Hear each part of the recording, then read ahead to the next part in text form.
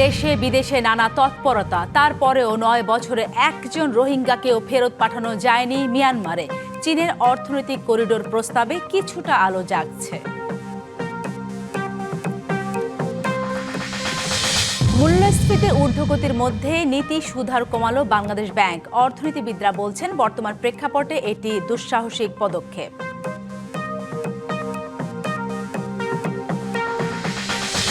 মন্ত্রীর দাবি ৪ মাসে লোকসান ১৮,০০০ কোটি টাকা। ওএসডি চেয়ারম্যান বলছেন, লোকসান নেই। তুঘলকি কাণ্ড চলছে বাংলাদেশ পেট্রোলিয়াম কর্পোরেশনে। ২৪শে ২রা আগস্টে সারা দেশে দাবানলের মতো ছড়িয়ে পড়ে ছাত্র জনতার আন্দোলন। দ্রোহ যাত্রা কাঁপন ধরিয়ে দেয় ক্ষমতার মসনদে।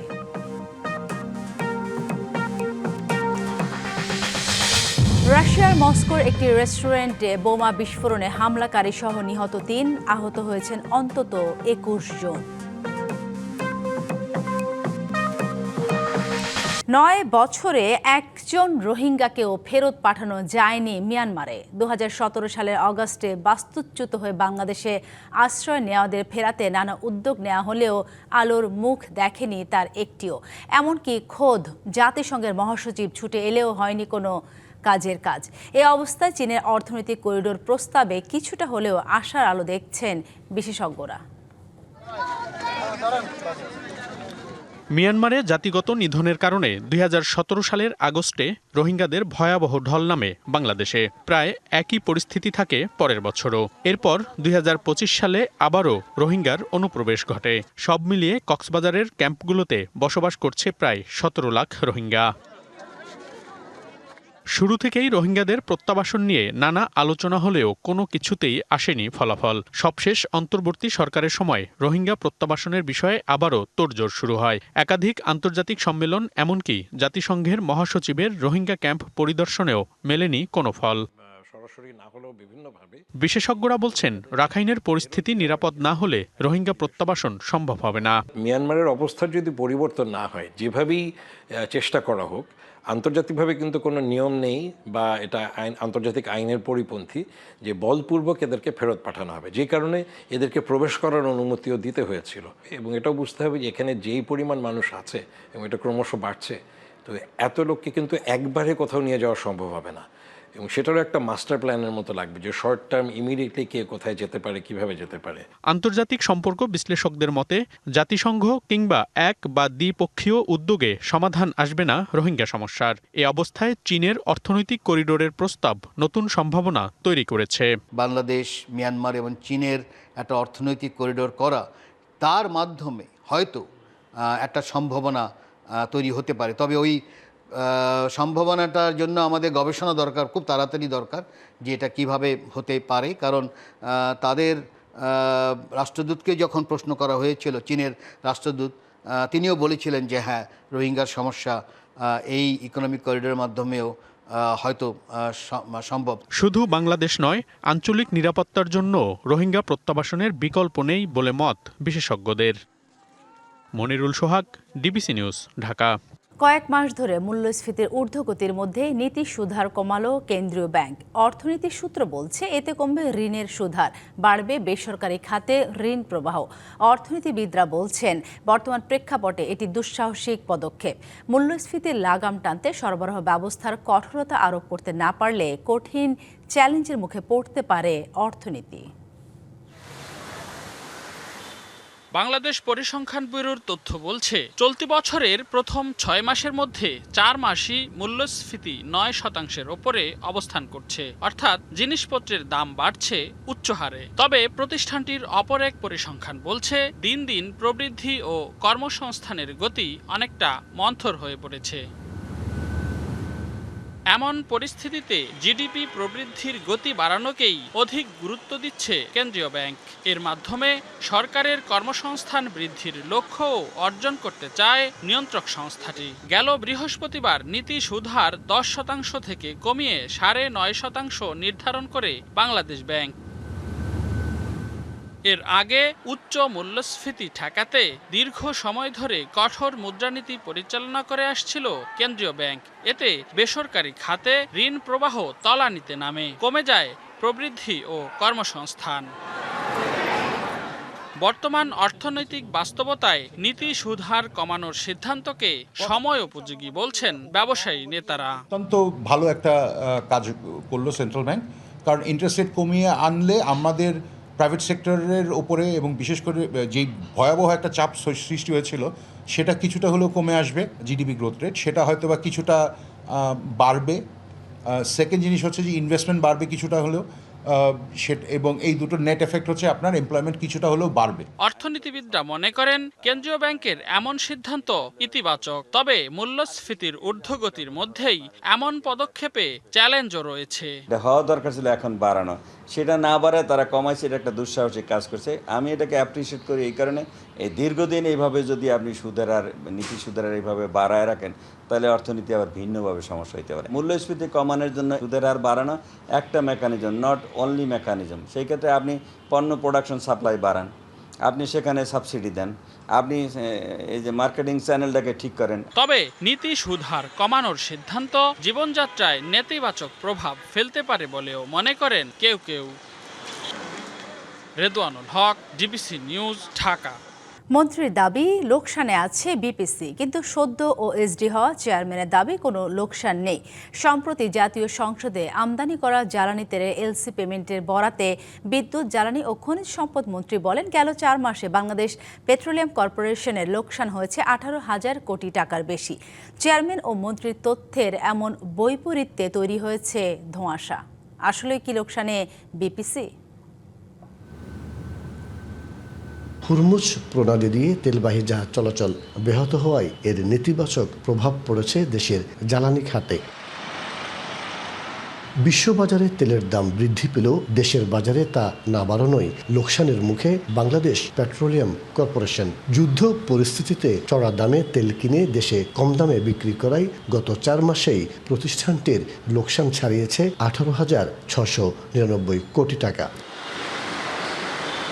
সংকটের ভয়াবহতা ও বিপুল লোকসানের চিত্র তুলে ধরে জ্বালানি ও খনিজ সম্পদ বিভাগের সচিবের কাছে চিঠি দেয় বিপিসি। চিঠিতে বিপিসির মারাত্মক তারল্য সংকটের চিত্র তুলে ধরা হয়। আমাদের যে পরিমাণ অতিরিক্ত টাকা ব্যয় করতে হয়েছে এই সময়ে, আমরা অর্থ মন্ত্রণালয়ে আমাদের ইএমআরডির মাধ্যমে আমরা অর্থ মন্ত্রণালয়ে চিঠি দিচ্ছি কন্টিনিউয়াসলি, যেন এই টাকাগুলো আমাদেরকে যে ভর্তুকিটা দিতে হলো সেটা যেন সরকার আমাদের ফিল আপ করে। খাত সংশ্লিষ্টরা বলছেন, বিশ্ববাজারে মূল্যবৃদ্ধির পুরো প্রভাব যাতে দেশের বাজারে না পড়ে সে বিষয়ে নীতিগত সিদ্ধান্ত হয়েছে। তবে দীর্ঘমেয়াদে এই ঘাটতি পূরণ না হলে দেশের পুরো জ্বালানি সরবরাহ বড় ধরনের ঝুঁকিতে পড়বে।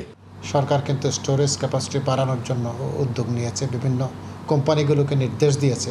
এটা যদি করতে পারে তাহলে দুই ক্ষেত্রে লাভবান হবে, লসের ইয়েটাও কমে যাবে, আর আমার আপৎকালীন সময়ে যাতে বাংলাদেশের মানুষ যাতে জ্বালানি তেল পায় সেটারও ব্যবস্থা হয়ে যাবে। লস দেওয়ার ব্যাপারটা আগে থেকে করা থাকে। কুইক রেন্টালের নামে এগুলো যখন সরকার উদ্বৃত্ত উৎপাদন হয় তখন না কিনলেও তাদেরকে একটা চার্জ নামে দেয়া হয়। সবগুলো হচ্ছে এখানে লস হওয়ার মতো আয়োজন আগে থেকে যে সরকার হোক এগুলো করে রাখা হয়, তো ফলত এটা ক্ষতিপূরণ দিচ্ছে, অ্যাকাউন্টেবিলিটি নাই। তো এই মুহূর্তে আর্থিক সহায়তা না পেলে সময় মতো আমদানির মূল্য পরিশোধ করা সম্ভব হবে না। সেক্ষেত্রে বিদেশি প্রতিষ্ঠানগুলো তেল সরবরাহ বন্ধ করে দিলে চরম জ্বালানি সংকটের দিকে যেতে পারে দেশ, এমন মতো তাদের। মাসুদুল হক, ডিবিসি নিউজ, চট্টগ্রাম। পিরোজপুরে ঝুঁকিপূর্ণ ভবনে চলছে মা ও শিশু কল্যাণ কেন্দ্রের চিকিৎসা কার্যক্রম। দীর্ঘদিন ধরে নেই প্রয়োজনীয় ওষুধ, পিল ও ইনজেকশন সরবরাহ। 2 চিকিৎসকের পরিবর্তে আছেন একজন, তিনিও অতিরিক্ত দায়িত্বে। সার্জনের অভাবে দীর্ঘ 5 বছর ধরে বন্ধ সিজারিয়ান অপারেশন। ওষুধ ও জনবল সংকটে চিকিৎসা নিতে গিয়ে বিনা সেবায় ফিরে যাচ্ছেন শত শত রোগী। ফাঁকা ওয়ার্ড, খালি বেড ও রোগীশূন্য বহির্বিভাগ দেখে বোঝার উপায় নেই এটি সদর হাসপাতাল। একসময় এখানে রোগীর ভিড় থাকলেও বর্তমানে পিরোজপুরের মা ও শিশু কল্যাণ কেন্দ্রে রোগী আসে না বললেই চলে। সবশেষ 2022 সালে এখানে সিজারিয়ান অপারেশন হয়। গত 5 বছর ধরে গাইনি চিকিৎসক না থাকায় 20 শয্যার এই সরকারি হাসপাতালে সিজারিয়ান অপারেশন সম্পূর্ণ বন্ধ। পিরোজপুর শহরের মা ও শিশু কল্যাণ কেন্দ্রে চলতি বছরের জানুয়ারি থেকে পরিবার পরিকল্পনার পিল ও জন্ম নিয়ন্ত্রণের ইনজেকশন সরবরাহ বন্ধ রয়েছে। আগে এই জায়গা সিজার হইতো মহিলাদের, এখন আর এই জায়গা সিজার হয় না। এই না হওয়ার কারণে আমাকে টাকা খরচা করে বার করে কিনে দিয়ে সিজার করা লাগে। সাধারণ ফ্যামিলিতে এখানে আসে চিকিৎসার জন্য, সব ওষুধটাই যদি এখান থেকে পায় সাধারণ ফ্যামিলি উপকৃত হয়। 2 জন চিকিৎসকের পদ থাকলেও দায়িত্ব পালন করছেন মাত্র একজন। তিনিও এই কেন্দ্রের স্থায়ী দায়িত্বপ্রাপ্ত নন। এছাড়াও সংকট রয়েছে নার্স, আয়া ও নাইট গার্ডের। আমাদের ম্যান পাওয়ারের সংকট, আমাদের নাইট গার্ড নাই, আমরা নিজেরাই গেট খুলি রুগী আসলে। যেটুকু আমাদের দেয় সেটুকুতে আমাদের যে পরিমাণে রুগী সেই হিসেবে আমাদের সবাইকে বিতরণ করা সম্ভব হয় না। এদিকে হাসপাতাল ভবনটি জরাজীর্ণ হওয়ায় বিভিন্ন জায়গা থেকে খসে পড়ছে পলেস্তারা। সামান্য বৃষ্টি হলে পড়ছে পানি, ফলে ভোগান্তিতে পড়ছেন সেবা নিতে যাওয়া মা ও শিশু রোগীরা। সমস্যার সমাধানের আশ্বাস পরিবার পরিকল্পনা অধিদপ্তরের উপপরিচালকের। নতুন একটা মা ও শিশু কল্যাণ কেন্দ্র হওয়ার জন্য এটা অ্যাপ্রুভড হয়েছে, অনুমোদিত হয়েছে, যেটা প্রক্রিয়াধীন আছে। এখানে মা ও শিশু কল্যাণ কেন্দ্রের একটা এমও ক্লিনিকের পদটা বর্তমানে শূন্য। আমরা এই বিষয়গুলো আমাদের অধিদপ্তর পর্যায়ে যোগাযোগ করছি। ঢাকা থেকে এটা রিজিওনাল ওয়ারহাউস পর্যন্ত আসছে। রিজিওনাল ওয়ারহাউস থেকে যখন আমাদের সাপ্লাই দিবে, আমাদের মাঠে তখন এটা অ্যাভেলেবেল হয়ে যাবে। দ্রুত সমস্যা সমাধানে উদ্যোগ নেবে কর্তৃপক্ষ, দাবি স্থানীয়দের। DBC news desk. চট্টগ্রামকে পরিকল্পিত ও বাসযোগ্য করতে 3টি মাস্টার প্ল্যান প্রণয়ন করেছিল চট্টগ্রাম উন্নয়ন কর্তৃপক্ষ সিডিএ। তবে বাস্তবায়নের ঘাটতিতে কোনোটি পূর্ণাঙ্গভাবে আলোর মুখ দেখেনি। এমন বাস্তবতা এবার 25 বছর মেয়াদী 4র্থ মাস্টার প্ল্যানের খসড়া প্রকাশ করেছে সংস্থাটি। নতুন এই পরিকল্পনা নগরীর উন্নয়নের পাশাপাশি আশেপাশের উপজেলাগুলোতে মিনি সিটি ও স্যাটেলাইট টাউন গড়ে তোলার প্রস্তাবও রাখা হয়েছে। প্রায় 70 লাখ মানুষের বসবাস বন্দরনগরী চট্টগ্রামে। এই নগরীকে আধুনিক ও বাসযোগ্য করতে আগে 3টি মাস্টার প্ল্যান করেছিল চট্টগ্রাম উন্নয়ন কর্তৃপক্ষ, তবে একটিতেও মেলেনি কাঙ্ক্ষিত সুফল। এবার 25 বছর মেয়াদী 4র্থ মাস্টার প্ল্যানের খসড়া প্রকাশ করেছে সিডিএ। নতুন এই পরিকল্পনায় ঝুঁকিপূর্ণ ভবন চিহ্নিতকরণ, ভূমির পরিকল্পিত ব্যবহার, পর্যাপ্ত পার্কিং সুবিধা, নগরের সম্প্রসারণ এবং নাগরিক সেবা নিশ্চিত করাকে অগ্রাধিকার দেয়া হয়েছে। পরিবহন ও ড্রেনেজ ব্যবস্থাপনা, পরিবেশ ও দুর্যোগ ঝুঁকি মূল্যায়ন, জলাবদ্ধতা নিরসনের নতুন খাল এবং আধুনিক পানি ব্যবস্থাপনা, ট্রাফিক নিয়ন্ত্রণ সহ 6টি জোনে ভাগ করে বাস্তবায়ন করা হবে এই প্রকল্প। মাস্টার প্ল্যানে সবচেয়ে বেশি গুরুত্ব দেওয়া হয়েছে বিভিন্ন সংস্থার সমন্বয়ের উপর। সড়কের পাশাপাশি গণপরিবহনে রেল ভিত্তিক যোগাযোগ সম্প্রসারণেরও প্রস্তাব করা হয়েছে। চট্টগ্রামে যারা যেসব অন্যান্য সংস্থাগুলো আছে, অনেকে দেখা যাচ্ছে মাস্টার প্ল্যানটাকে ওন করে না। চট্টগ্রামে সিটি কর্পোরেশন অন্যতম stakeholder, port, roads and highways, এ ধরনের বড় বড় স্টেক হোল্ডার, তাদেরকে নিয়ে সমন্বিতভাবে একটা মাস্টার প্ল্যান প্রণয়ন করা। রেলের যে বর্তমান যে রেল লাইনগুলো আছে সেগুলোকে যেন রিভাইভ করে এবং আরবান রেলওয়ে যেন করতে পারে, সেই জন্য কিন্তু আমরা বেশ অনেকগুলো প্রস্তাব দিয়েছি। শুধু নগর নয়, সীতাকুণ্ড, রাউজান, হাটহাজারী, আনোয়ারা ও পটিয়া সহ আশপাশের উপজেলাগুলোতে মিনি সিটি ও স্যাটেলাইট টাউন গড়ে তোলার পরিকল্পনাও রাখা হয়েছে। মাস্টার প্ল্যান যেদিন পাস হবে তারপর থেকে যেই সেবাদান প্রতিষ্ঠান কাজ করুক না কেন, মাস্টার প্ল্যান অনুযায়ী যদি তারা করে তাহলে এই নগর একটা নান্দনিক নগর হবে। অতীতের মাস্টার প্ল্যান বাস্তবায়নের নানা সীমাবদ্ধতা থাকলেও এবার জনসম্পৃক্ততা ও কার্যকর বাস্তবায়নের মাধ্যমে কাঙ্ক্ষিত পরিবর্তনের আশা নগর পরিকল্পনাবিদদের। শুধু ফিজিবিলিটি স্টাডি করা না, এই চট্টগ্রাম শহরে যারা যেসব সেবা প্রতিষ্ঠান আছে, সরকারের বিভিন্ন প্রতিষ্ঠান আছে, সমস্ত প্রতিষ্ঠানের ব্যক্তিবর্গকে নিয়ে বা তাদের এক্সপার্টকে নিয়ে আমরা কোঅর্ডিনেশন কাউন্সিল করব আর কি। ৩,৫৮৭ কোটি টাকা ব্যয় ধরা হয়েছে 25 বছর মেয়াদী এই প্রকল্পের। 30শে সেপ্টেম্বর পর্যন্ত এর খসড়ার উপর মতামত, সুপারিশ ও আপত্তি জানাতে পারবেন নগরবাসী। DBC news desk. প্রায় 3 বছর ধরে নষ্ট নড়াইল শহর ও লোহাগড়া পৌরসভা 53টি সিসি ক্যামেরা। তাতে অপরাধ বেড়ে যাওয়া, নিরাপত্তাহীনতায় নগরবাসী। অন্যদিকে অপরাধী শনাক্তেও বেগ পেতে হচ্ছে প্রশাসনকে। তাই দ্রুত নতুন সিসি ক্যামেরা স্থাপনের দাবি এলাকাবাসীর। 2019 সালে বেসরকারি 2 সংস্থার উদ্যোগে নড়াইল শহর ও লোহাগড়ায় 53টি সিসি ক্যামেরা স্থাপন করা হয়। অপরাধ দমনে গুরুত্বপূর্ণ ভূমিকা পালন করে এসব ক্যামেরা। তবে রক্ষণাবেক্ষণের অভাব ও উন্নয়ন কাজের কারণে 4 বছরের মধ্যে বেশিরভাগ ক্যামেরাই নিষ্ক্রিয় হয়ে পড়ে। প্রশাসন থেকে ক্যামেরাগুলো সচল করতে আর নেওয়া হয়নি উদ্যোগ। চুরি ছিনতাই প্রতিরোধে শহরের গুরুত্বপূর্ণ পয়েন্টগুলোয় সিসি ক্যামেরা স্থাপন করা হয়েছিল, কিন্তু কিছুদিন চলার পর সংশ্লিষ্ট কর্তৃপক্ষের গাফিলতিতে এই সিসি ক্যামেরাগুলো নষ্ট হয়ে গেছে, অকেজ হয়ে গেছে। নিরাপত্তা কবচ না থাকার সুযোগে নগরীতে বেড়েছে অপরাধ। কেবল গেল 1 বছরেই 40টি মোটরসাইকেল ও অর্ধশতাধিক বাসাবাড়ি ও ব্যবসা প্রতিষ্ঠানে চুরি হয়। 3 বছরের মতন আমাদের নড়াইলের সিসিটিভি সেইগুলো অকেজ হয়ে গেছে বা নেই, যার কারণে এখন দুর্বৃত্তদের দুরাচার অনাচার বেড়ে গেছে। তাদেরকে শনাক্ত করা আমাদের খুব কষ্ট হচ্ছে। সংশ্লিষ্ট কর্তৃপক্ষের কাছে আহ্বান করব, যত দ্রুত সম্ভব এইসব অঞ্চলের প্রত্যেকটি জায়গায় সিসি ক্যামেরাগুলো দিয়ে অন্তত মানুষের নিরাপত্তার কথাটি ওনারা চিন্তা ভাবনা করবেন। এছাড়া 26টি হত্যাকাণ্ড ঘটলেও সিসিটিভি ক্যামেরা না থাকায় ঘটনার সূত্র উদ্ধারে বেগ পেতে হচ্ছে আইনশৃঙ্খলা বাহিনীকে। গুরুত্বপূর্ণ এলাকাগুলো সিসি ক্যামেরার আওতায় আনার উদ্যোগ নেওয়া হচ্ছে, জানালেন স্থানীয় সংসদ সদস্য। আমরা যৌথ উদ্যোগ গ্রহণ করলে নড়াইলে মানুষের জানমালের নিরাপত্তা নিশ্চিতকরণের লক্ষ্যে সিসি ক্যামেরা আওতায় আবার 2টা পৌরসভার সহ আমি আমার নির্বাচনী এলাকার গুরুত্বপূর্ণ পয়েন্টগুলোকে নিয়ে আসতে পারবো এবং সেটার জন্য আমরা যথাযথভাবে উদ্যোগী ভূমিকা পালন করবো ইনশাআল্লাহ। নগরবাসীর নিরাপত্তায় দ্রুত সিসি ক্যামেরাগুলো সচল করা হবে, কমে আসবে অপরাধ, এমনটাই প্রত্যাশা সবার। DBC news desk. গাইবান্ধায় নদ নদীর পানি কমলেও কমেনি নদীর ভাঙন। প্রতিনিয়তই নদী গর্ভে বিলীন হচ্ছে আবাদি জমি, বসতভিটা, গাছপালা ও নানা স্থাপনা। শেষ সম্বলটুকু রক্ষায় ঘরবাড়ি ছেড়ে অনেকে ছুটছে নিরাপদ আশ্রয়ের খোঁজে। অন্যদিকে কয়েকদিনের টানা বৃষ্টিতে ক্ষতিগ্রস্ত হয়েছে বিস্তীর্ণ কৃষিজমি। এতে নদী ভাঙন আর ফসল হানির দ্বিমুখী সংকটে বিপর্যস্ত হয়ে পড়েছে জেলার হাজারো পরিবার। তিস্তা, ব্রহ্মপুত্র, ঘাঘট ও করতোয়ার পানি নামলেও তীর জুড়ে বেড়েছে ভাঙনের তীব্রতা। প্রতিদিনই বিলীন হচ্ছে কৃষিজমি, বসতভিটা, গাছপালা ও নদী তীরের বিভিন্ন স্থাপনা।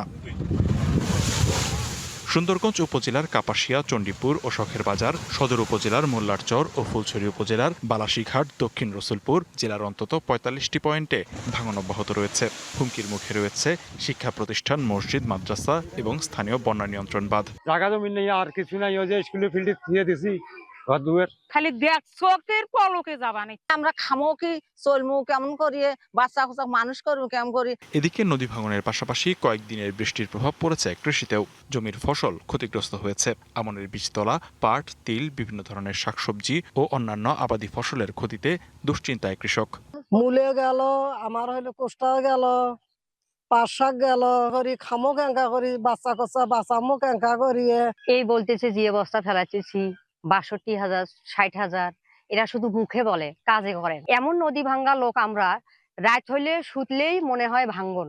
14 ভাঙ্গা দিয়ে এই যে এই জায়গাতে এসে বাড়ি আর ভাঙবে পাম না। এখন নদী যায়, নদীতে বসে যাবো। পানি উন্নয়ন বোর্ড জানিয়েছে ভাঙন ঠেকাতে জেলার 34টি ঝুঁকিপূর্ণ পয়েন্টে জিও ব্যাগ ফেলে রক্ষার কাজ চলছে। আর ক্ষতিগ্রস্তদের প্রয়োজনীয় পরামর্শ ও সহায়তার কথা জানিয়েছে কৃষি বিভাগ। কৃষক ভাইদের আমরা পাশে থেকে পরামর্শ দিয়েছি। প্রায় 87 হেক্টর বীজতলা আবার নতুন করে আমাদের কৃষক ভাইরা করেছে। আমাদের যে করণীয়, পরবর্তী যে করণীয়, সেগুলি আমরা অব্যাহত রাখবো। আমরা 34টি জায়গায় জিও ব্যাগ দিয়ে ভাঙন প্রতিরোধের চেষ্টা করছি। অন্যান্য জায়গাগুলোতে ভাঙন প্রতিরোধের জন্য প্রতিবেদন পাঠানো হয়েছে, ওগুলোতে অনুমতি পেলে ওগুলোতেও কাজ বাস্তবায়ন করা হবে। ভাঙন প্রতিরোধে সাময়িক সুরক্ষা নয়, স্থায়ী ও কার্যকর উদ্যোগ নেওয়ার দাবি নদীপাড়ের মানুষের। DBC news desk.